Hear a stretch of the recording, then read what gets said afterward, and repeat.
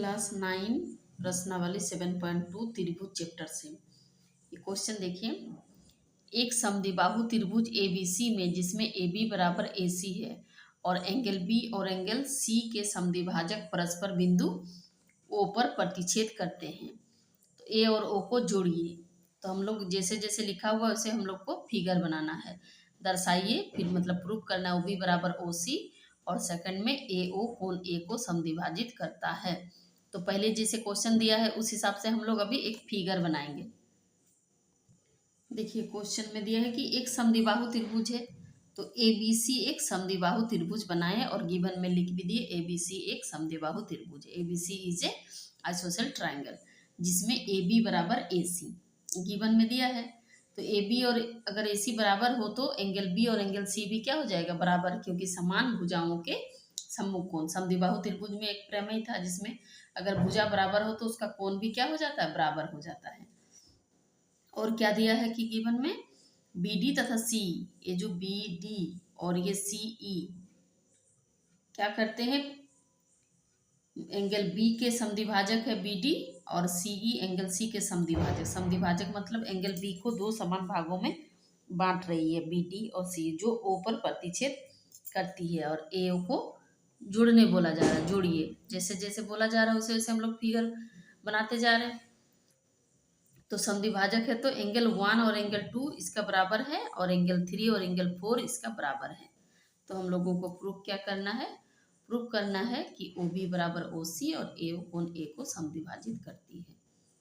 OB बराबर OC, ये देखिए OB और OC को पहले बराबर करना है तो उसी त्रिभुज में पहले जाएंगे।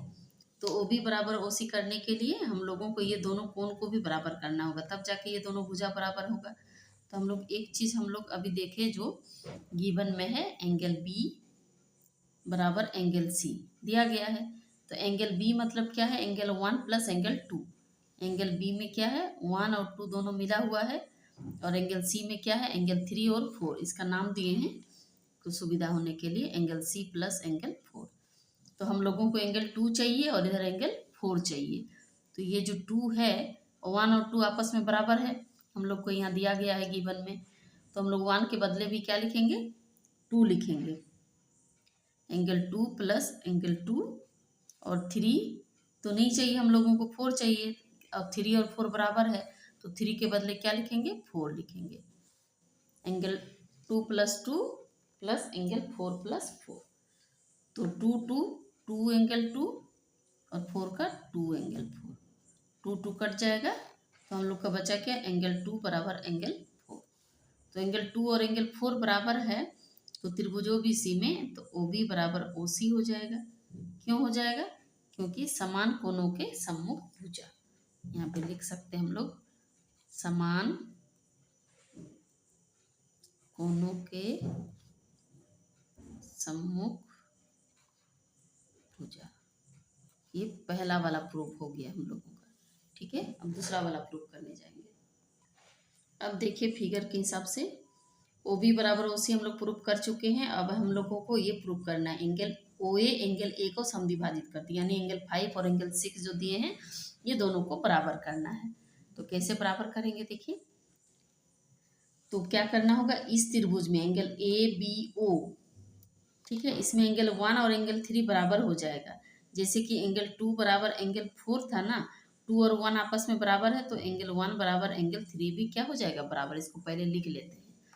अब त्रिभुज जाएंगे किसमें, अब त्रिभुज ABO तथा त्रिभुज ACO में, दोनों में क्या क्या मिल रहा है हम लोगों का, ये वाला भुजा गिवन में दिया है AB बराबर AC बराबर है तो यहाँ पे वही चीज लिखेंगे हम लोग, AB बराबर AC। और ये जो अभी हम लोग निकाले एंगल 1 बराबर एंगल 2 एंगल 3, ये जो एंगल 1 और एंगल 3 बराबर है, ये भुजा हो गया, ये कोण हो गया। और OB और OC तो हम लोग अभी तुरंत प्रूफ किए, OB बराबर OC, ये जो है गिवन में दिया है। तो ये भुजा कोण भुजा, यानी किसमें, SAS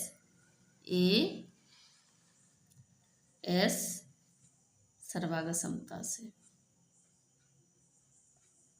क्या हो जाएगा, त्रिभुज ए बी ओ सर्वागसम त्रिभुज ए सी ओ, ये दोनों सर्वागसम हो जाएगा। और देखिए फिगर में नहीं देखने से आप लोग को क्लियर नहीं होगा। अगर ये दोनों सर्वागसम हो गया तो एंगल, इस त्रिभुज के एंगल 5 और इस त्रिभुज के एंगल 6 भी क्या हो जाएगा, बराबर हो जाएगा। बाय CPCT एंगल 5 बराबर एंगल 6, यहाँ लिख देते हैं बाय CPCT, मतलब सर्वागसम त्रिभुजों के सभी सम्मुख भाग क्या हो जाते हैं, बराबर हो जाते हैं। तो अब इसको लिख सकते हैं AO कोण A का समद्विभाजक है।